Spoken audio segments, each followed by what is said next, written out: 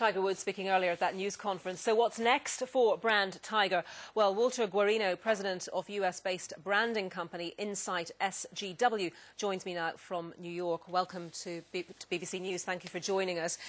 Do you think this press conference has changed anything? Has it rehabilitated Tiger Woods to any extent in the eyes of the public and his sponsors? Well, I think that this was really more or less throwing a little bone to the sponsors, but I don't think it really changed very much. It went off as programmed. It was controlled. No media. And going in, that was a negative anyway, because we're in an age of transparency here, and this whole closed, controlled, contrite, rehearsed performance really was not a ground gainer or a game changer. Do you think, in fact, then he's created a setback rather than a step forward for himself?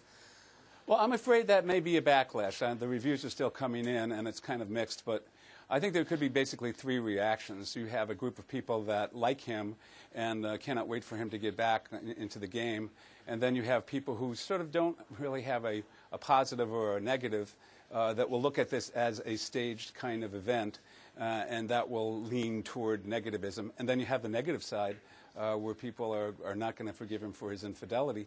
So if you add that up, the middle swings to the negative, and I think it'll be mostly negative. We had a guest on earlier who said that, in his opinion, Tiger Woods had done what was necessary to talk to America, to corporate America, to family America, but argued that over here in the UK we were being a bit more cynical about it. But you're saying, actually, there is a deal of cynicism there in the United States as well. Oh, yeah, I think that there's only so much that you can say to corporate America when you're talking to the masses. I think that, you know, the corporations that stick by him were very happy that he said it. But in reality, I mean, it's the people that he was appealing to and sort of begging forgiveness from.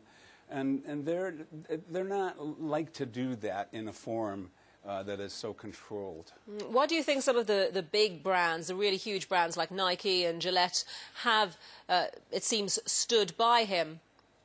Yeah, I think that he will always have those brands because he is a phenomenon. He is golf. He's also a billion-dollar corporation. And I think that they see the comeback in him. You know, he's only, you know, a young man, and he's the king of the sport. He is the sport. And he has so many more years to go on and make money and to break more records. And he will just be a giant again in the game of golf. And the golf game needs him, I think, more than he needs the golf game.